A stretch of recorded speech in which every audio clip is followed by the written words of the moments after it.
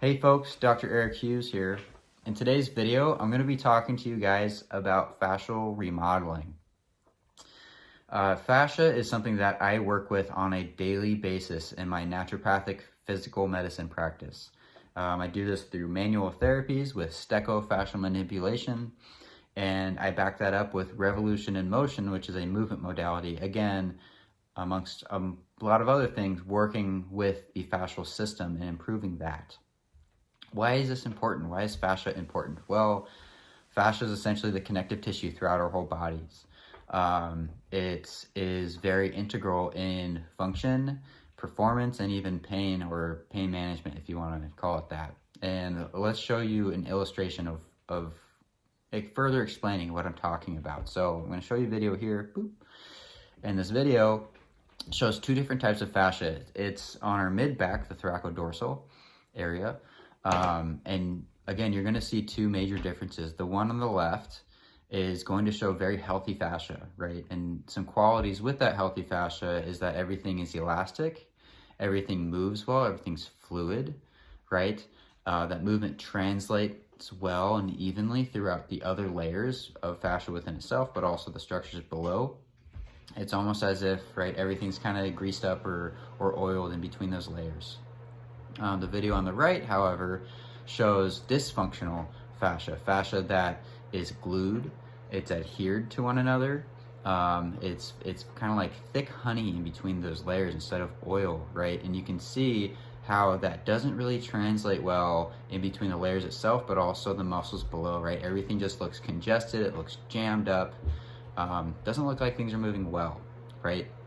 And this is a very common presentation when someone comes into my office and they're in pain. So like, let's say they have low back pain and hip pain. Well, their fascia there is probably going to be kind of gunky and adhered, but I always take a global approach when taking when working with fascia, right? Because everything is connected. You bet your bottom dollar, right? Somewhere along that line, along that chain of fascia, there's going to be other spots that are just as gunky and just as adhered, right? And so if someone again comes in with low back pain or hip pain, I'm thinking, okay, how are their knees moving, right? How are their ankles moving? Do they have a history of knee, ankle pain, or even up the stream? Like, how is their upper back, their shoulders, their neck, so on and so forth, right? Because along that chain, you're going to find different types of, in stecho, they call them densifications, that we then have to work out in order to allow those hips and back to move well. I mean, even then, those hips and back, the fascia might be totally fine, right? And we have to search elsewhere because, again, with the idea that everything is connected.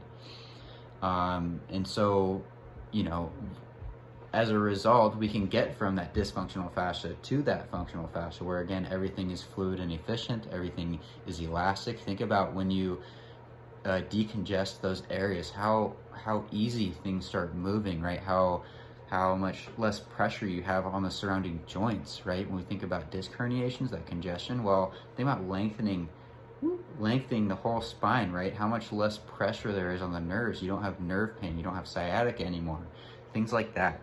And a lot of that, the majority of that in my practice is, again, associated through that fascia. All right, so that's going to be this video for today. The next video I'm going to talk about is what does fascial remodeling feel like, because it is a wild ride and it requires its separate video. So I'll see you guys then.